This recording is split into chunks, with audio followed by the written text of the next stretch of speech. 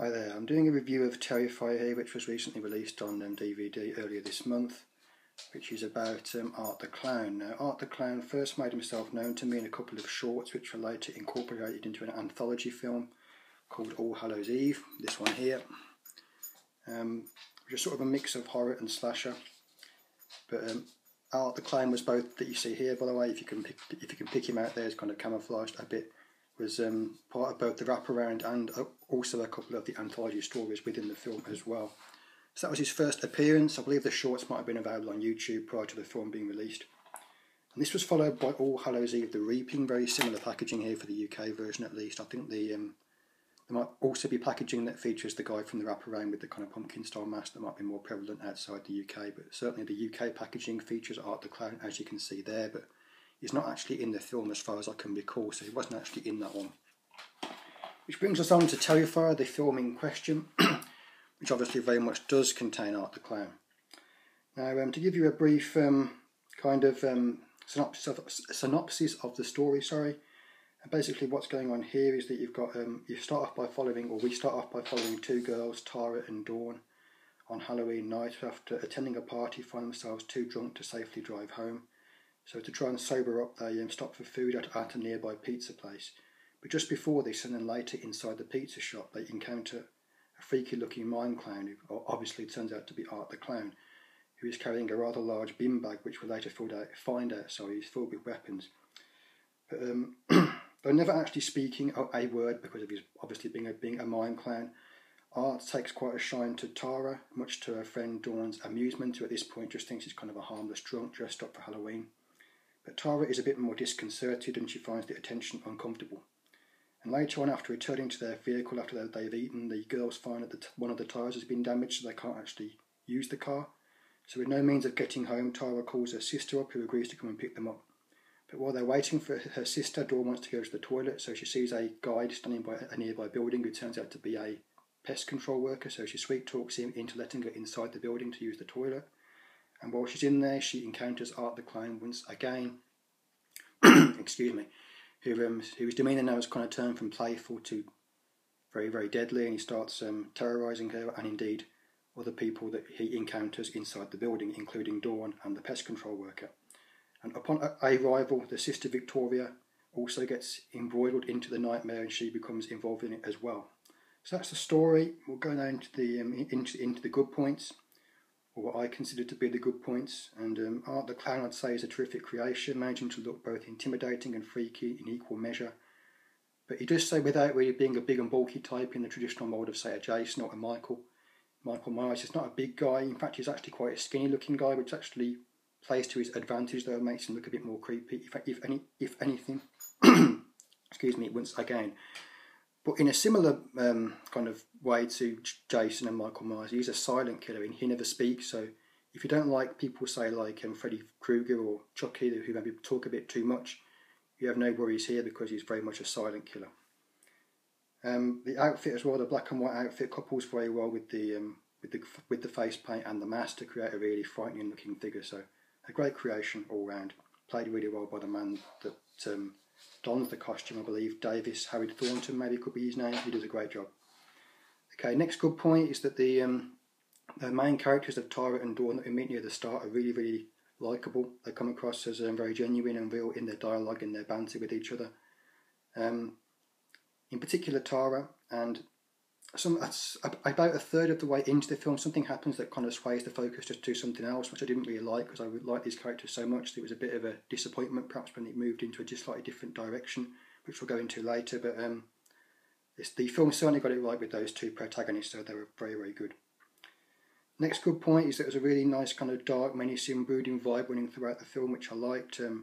Relentlessly brutal, doesn't really try and kind of temper it with any comedy either. Maybe a little bit at the start when they're in the pizza shop, but after that it plays it very straight, which I like. I'm not a big fan of comedy, so I can't appreciate the more comedic slashers like, say, Hatchet or Stitches, which I've given a positive review for here in the past, but generally speaking I do prefer them to be serious, and this is very serious after the start, so I appreciated that. In a very small piece of continuity, going back to All Hallows Eve now, It does have a brief mention of Art smearing feces in the pizza bathroom toilet, which I believe might have been something that he did in All Hallows Eve at the gas station. So hopefully I'm getting that correct. It's been quite a while since I've seen All Hallows Eve, but I think that's right. So a nice piece of continuity there. Next good point is that the kills and the gore effects in the film are really, really good. Excellent throughout, really. Really kind of play into the dark nature of the film that I mentioned previously as well. There's quite a lot of variety in the kills and the violence. Also, with a number of different weapons being used, from handgun to a saw to a traditional, kind of blade and hammer, that kind of thing. So a lot of different tools used. But it's the practical effects that really bring the whole thing to life, so to speak, and they are very, very good. Certainly for what's probably a relatively low budget effort, really. It's not on the same level as some of the shot on video style slashers, but it's it's not the highest budget thing, so they do a really good job, probably within fairly tight budget restraints, to do such a good job with the gore effects. And they never really stray too much into cartoon territory either, so like some films do. So yeah, they're very, very, very good. Moving on to the bad points now, and these may contain some spoilers, in particular this first point that I'm going to mention, so perhaps don't continue watching if you haven't actually seen the film yet, or at least skip forward. But so big spoiler now. After the death of Dawn early on, and then even more so after Tara's death shortly afterwards, I thought the film went slightly downhill and started to drop off a little bit. It was still really good, and I still really liked it, but it wasn't quite as good. I think they made a mistake in killing off these two really likeable characters so early. And the kind of character that came in to replace them, Victoria, Tara's sister, though not a bad character, she felt a bit like a stranger, and I didn't really feel as invested in her as I had done in Tara and Dawn. So it was a bit of a mistake, I think, to kind of thrust her into the limelight at their expense. So that was a bit of a mistake. But okay, next point. So apologies there for the spoiler, but I kind of had to go into that territory to discuss the point.